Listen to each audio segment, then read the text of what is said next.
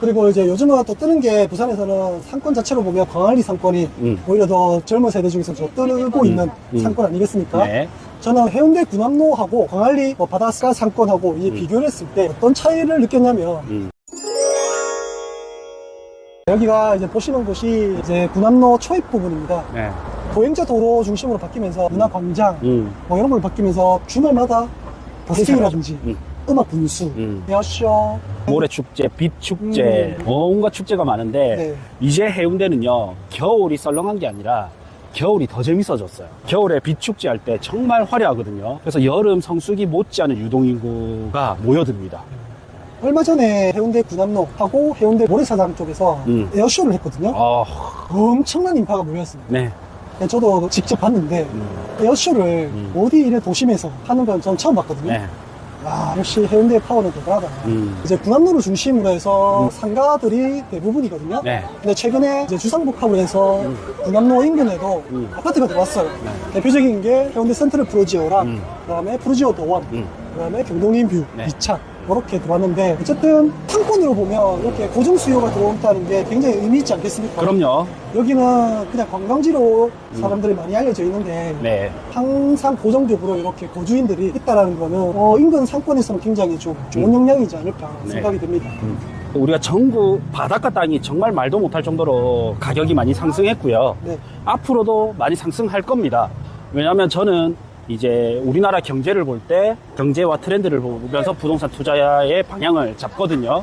근데 선진국을 예시로 해서 많이 벤치마킹을 합니다. 왜냐하면 도시계획이 이미 우리나라보다 선진국을 대상으로 해외를 가서 보고 우리나라 도시계획으로 맞춰서 진행이 되거든요. 그러면 도시가 만들어진단 말이죠. 네, 근데 선진국들을 보면 확실히 뷰가 좋은 쪽들이 굉장히 고가예요. 그렇죠. 세계에서 제일 비싼 땅은 어디다? 모나코 해변. 우리는 런던, 뭐 뉴욕, 뭐 이런 데를 생각했지만 모나코 해변입니다. 맞습니다. 세계 1등 땅값 제일 비싼 데는. 그런 거를 보면서도 역시 바닷가 쪽이 굉장히 더 비전이 있구나라고 많이 느끼거든요. 이 비전이 있는 바닷가 땅들 중에서 그러니까 관광객도 많고 고정 인구, 배우 인구도 많은 곳이 부산이 유일해요. 강릉 가보면 관광객은 많지만 강릉, 양양. 근데 자체 인구가 작잖아요. 여수도 좀 마찬가지고요. 바다 말고는 딱히 할 게 없어요, 그죠? 그러니까요. 네. 자, 우리 손님, 경동님뷰 2차 못난이도 괜찮을까요? 질문이 왔는데. 네, 제 개인적인 생각은 괜찮다고 봅니다. 왜냐하면 분양가가 못 나뉘면 그냥 마피가 아니라도 그냥 일반적인 분양가라도 9억 초반, 9억 중반, 10억 안쪽으로 분양가거든요. 네. 영정 3구역인 롯데 네. 프렌티어 네. 9억 분양이에요. 네. 그러면 양정 역세권에 좋은 거 9억, 해운대 구남로에 안 좋은 거 9억 중반. 어떤 걸 선택하시겠습니까? 해운대죠. 네. 네. 이거는 이제 선택에 맡기겠습니다. 네. 이 정도 하면 뭐, 알아들으실 분 알아듣고, 네. 자기 생각이 있으시면 더 생각이 있지 않겠습니까? 네. 자, 경동님 같은 경우는, 보세요. 이렇게 내 집 앞에 상가들이 어마어마하게 있습니다. 네. 프랜차이즈 상가들이. 쫙, 보세요. 이렇게. 그리고 매일 또 매주 행사가 열리는 네. 이곳. 사실 뭐 누군가는 애 키우기 좋냐 안 좋냐고 따질 수 있는데, 뭐 그런 단점도 있긴 있습니다. 취향 차이가 다 취향 차이. 있죠. 네. 100% 완벽하면 가격이 완벽하지 않습니다. 맞습니다. 너무 비싸죠, 또. 네. 그리고 이제 요즘은 또 뜨는 게 부산에서는 상권 자체로 보면 광안리 상권이 오히려 더 젊은 세대 중에서 좀 뜨고 있는 상권 아니겠습니까? 네. 저는 해운대 구남로하고 광안리 바닷가 상권하고 이제 비교를 했을 때 어떤 차이를 느꼈냐면 해운대는 보시는 것처럼 저기도 공사 중이에요. 네, 주변에 개발이 많아요. 네. 주변에 개발이 많아서 뭔가 업그레이드가 될 수 있는 그런 여지가 있습니다. 네. 무슨 얘기냐면 상가로서의 기능도 있지만은 상가 같은 경우는 유동인구를 손님으로 맞이하는 것도 있지만 고정인구, 상주하는 인구도 손님으로 잡아야 되거든요. 그럼요. 그래야지 활성화됩니다. 네. 그래서 그런 개발이 중심적으로 이루어지고 있다. 그리고 또 두 번째는 뭐냐면 해운대는 프랜차이즈 위주예요. 네. 광안리 같은 경우는 개인 사업자, 음. 우리 젊은 사장님들 네. 좀 신박한 아이디어와 네. 또 예쁜 디자인, 인테리어 이런 걸로 좀 주가 이룬다면 구남로는 대부분이 프랜차이즈 상권이 좀 주가 이룬다. 네. 단점도 있고 장점이 있는데 단점은 트렌드가 조금 약할 수 있다. 장점은 싸다. 광안리보다 물가가 쌉니다. 네. 저는 금방에 답이 나왔는데 네. 해운대 상권, 광안리 상권 해가지고 비교를 많이 하시거든요. 건물 투자하시는 분들이. 네. 근데 거기서 제가 두 가지를 딱 포인트를 알려드릴게요. 네, 일단 해운대는 지금 개발 중이에요. 지금 전부 개발 중이다 보니까 그렇죠. 인구가 없어. 지금 저기 다 부시고 저런데 여기가 이제 건물들 모텔촌이죠? 네, 다 부시고 새로 짓고 있거든요. 네. 이런 데는 공사하는 인부들 말고는 없잖아요. 네. 없다 보니까 수요가 없어진 거예요. 네. 근데 저게 공사가 끝나면 어떻게 됩니까? 수요가 생기는 거잖아요, 다시. 그렇죠. 그래서 지금 공사 중이라서 없는 부분하고, 두 번째는 뭐가 있냐면 해운대는 객단가가 높은 곳이에요. 광안리는 해운대가 객단가가 높다 보니까 MZ 세대들이 저기를 간 거죠. 지금은 이제 광안리가 오히려 객단가가 높아지고 있습니다. 네. 오히려 해운대가 프랜차이즈로 해서 객단가가 오히려 평균화되고 평균화되고 있고, 그러면 다시 들어올 수 있는 거죠. 그래서 이 두 가지 특징이 있습니다. 지금 정면에서 봤을 때는 좀 삐까뻔쩍한데 네. 평당 2억 5천에 거래가 됐죠. 네. 이런 게 해운대에서 가능하다라는 거예요. 이게 뭐냐면 기업의 브랜딩인 거죠. 여기서는 체험을 하고, 그렇죠. 어차피 사람들이 요새는 가격 비교를 해서 온라인으로 사기 때문에 오히려 여기서는 고객 경험을 중요시 여기는 거예요. 고객들이 여기서 체험을 하고 실제 구매는 어차피 온라인으로 많이 하기 때문에 차라리 그걸 전략적으로 가져가는 거죠. 네. 여기 보시면 판넬 건물입니다.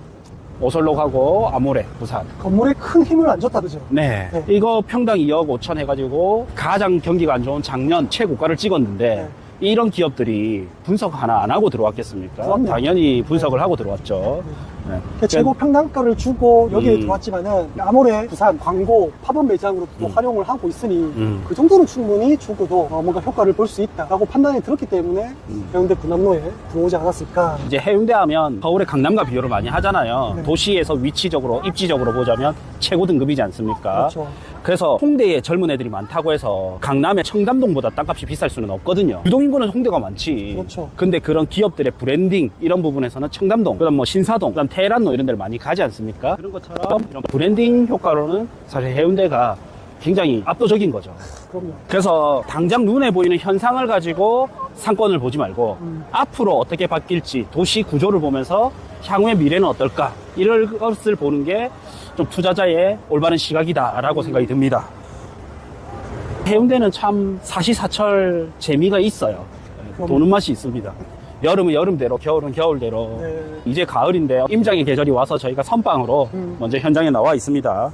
사실 저도 이제 해운대 주민으로서 군함로 여기를 자주 오는데 그냥 생동감이 느껴집니다. 모든 역사와 분위기는 밤에 이루어지지 않습니까? 특히 이런 관광지는 어두워져야 돼요. 네, 밤이 되면 확 달라집니다. 아마 남녀노소, 가족, 연인, 친구, 외국인들 할 것 없이 굉장히 많이 찾는 곳이 현재 부산에서는 해운대 군함로가 압도적으로 강세지 않을까. 네. 그죠? 뭐 지금은 이제 광안리도 많이 가긴 하지만은 네. 특색이 다르죠. 여기는 이제 고급화, 프리미엄, 그 다음에 외국인 관광객, 가족 단위 관광객이 많고, 객단가 높은 것들이 많이 들어올 수 있고, 광안리는 이제 트렌디함.